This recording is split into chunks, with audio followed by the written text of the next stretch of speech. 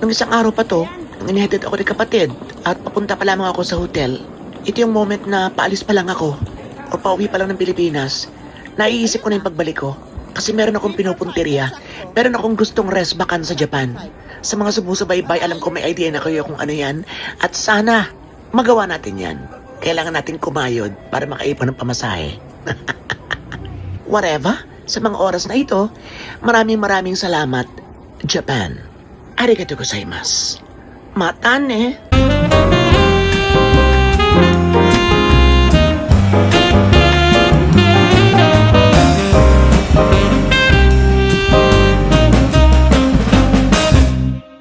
Malaking advantage talaga ang matulog ko sa isang hotel na napakalapit sa airport so hindi tayo magang gumising at hindi tayo paspas.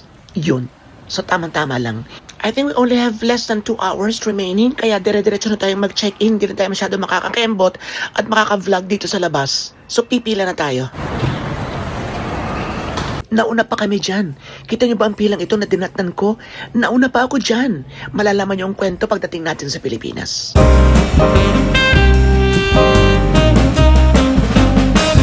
Diyos ko, natagalan tayo. Sa bahay ko nagkakanto pag uwi na. Talagang busy-busyhan na rin. Nasa na tayo? Gate 93. Okay, so dito tayo.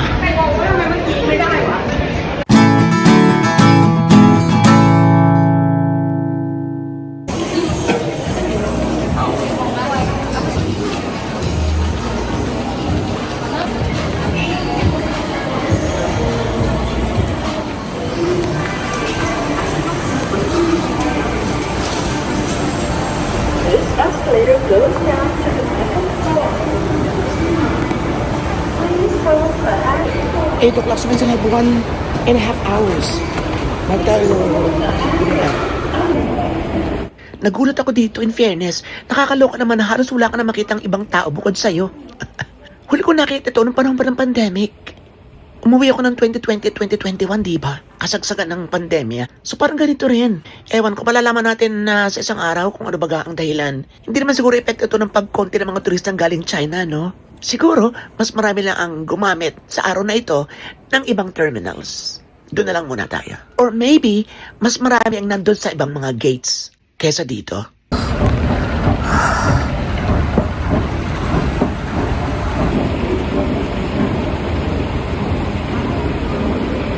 Yun ang Nikko Hotel, kita rito.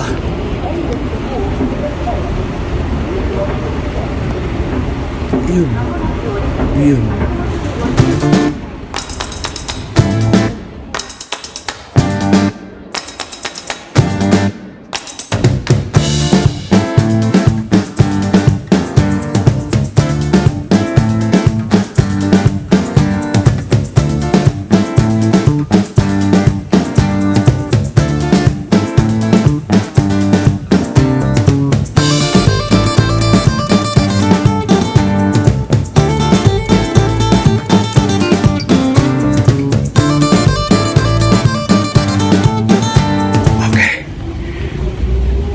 Let's go.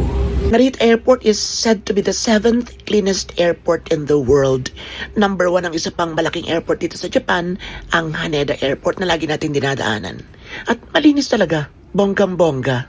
And then dito sa aming gate, dito sa aming waiting area para sa aming flight, ay may katabi na Starbucks na kung saan pwede kang mag coffee at mag selfie. Bite tayo ng alam pampasalubong, meron ba tayong ilang yen? And tingnan natin kung ano mga pwede natin mabili.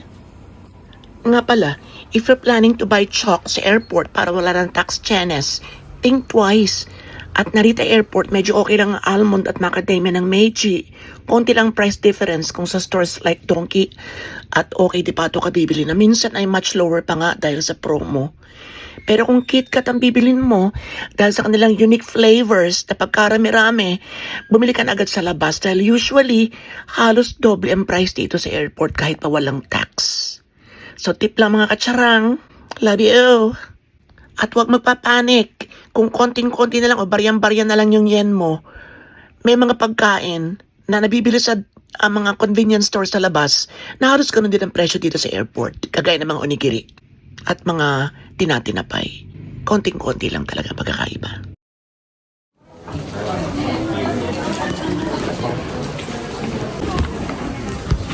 For the good day. Thank you.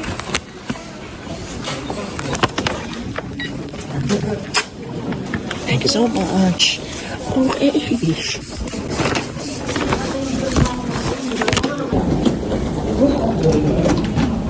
Bye-bye, Japan. See you again next year.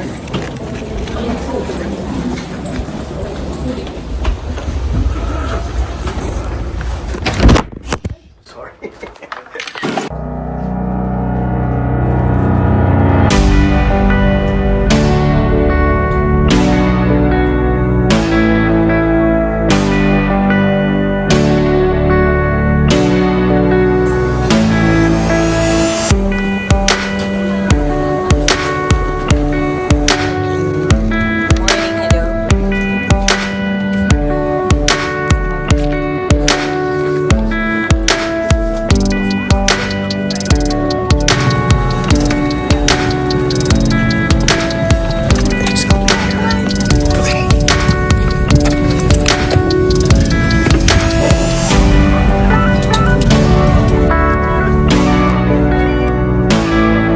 Dito, may isang unexpected na nakakatawang eksena. Yung kalahati ng kanyang seatbelt, doon ko na i-buckle up sa aking seatbelt. Ay, nako. Tuto kasi ako sa window.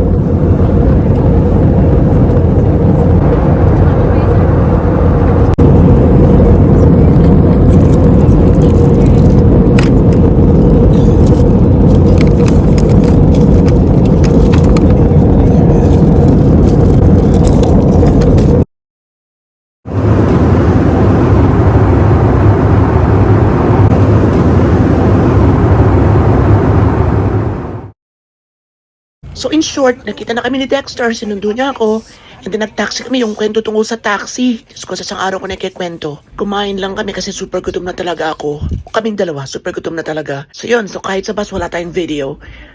And yun, nakapag-charge na tayo ng konti sa barko. Kaya meron tayong mga konting eksena. Whatever, dito na tayo sa ating minamahal na probinsya. Ang Oriental Mindoro. Welcome po dito po sa amin sa Calapan City.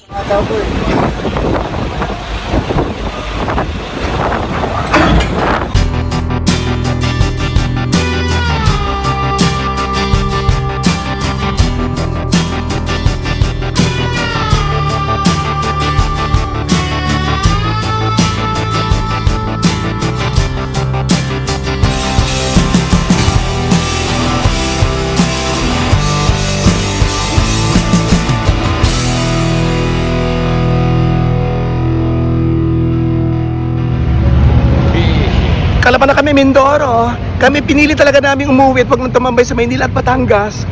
Kasi nga birthday ni Ira. So hinahabol namin kaso hindi rin. Alas 6 kami kung nakasakay kami ng 4, hindi abot sa mga pansitan. Pero ang mahalaga ay nakarating tayo sa kanyang Abot pa rin naman. mismong birthday. May Yan. birthday yan pa rin naman. Kasama natin ang galing New Zealand. Yan. Galing New Zealand, oh. Si Dexter Pacquiao. Kapatid po yan ni Eman. Man Pacquiao. Bagay nga sa iyo. Ay maniniwala bumata ka ng mga 12 years. Hindi na umiti. Hindi na umimitay. Walang ngipin eh. Okay. So inintila namin ang sundo nila at yun, malagay mabati natin ang ating favorite na si Ira. Ang ating talaga kasangga. Para anak na natin kasi. Ang tagal niya! Nasaan kaya? Diyan po kami nang galing sa barkong yan. At pareho ang amay sundo. At pareho kami sundo. Ayan ho, ayan ang sundo namin nandyan. Naibenta na ho ang kotse. Puno ng chocolate. Para kang galing New Zealand eh. New Zealand, puno ng chocolate, oh. O, yan na. Si Ira, happy birthday po, Mrs. Ang pakay ko na pinili. Pakis mo na ini. Let's go.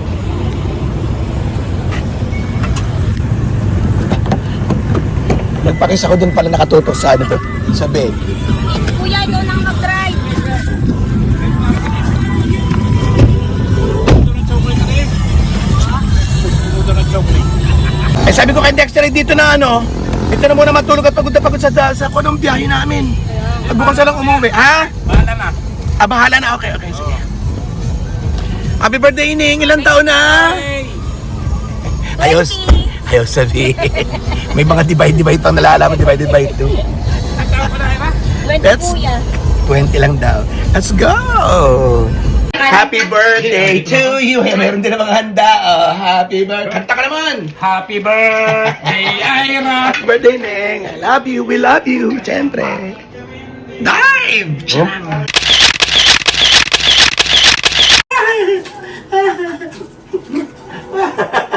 Bihira rin gumaron eh. Gabachang! Buwan hindi na kita eh. Oh, nabis ko yan.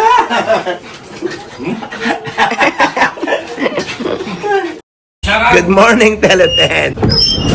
Sarang. Okay, so mamaya na tayo magpentuhan at almusal na. Nagkumbita po tayo ng imported na cook. Ayan po, galing po ng London. Galing po ng London. Yan, meron kami spam, itlog, canton. Ang bilis eh. Wala naman. Multitasking eh. Okay, kain muna kami dyan na kayo at magkukwentuhan tayo. Marami tayong mga pag-uusapan. Oh my God, ha? Ang dami.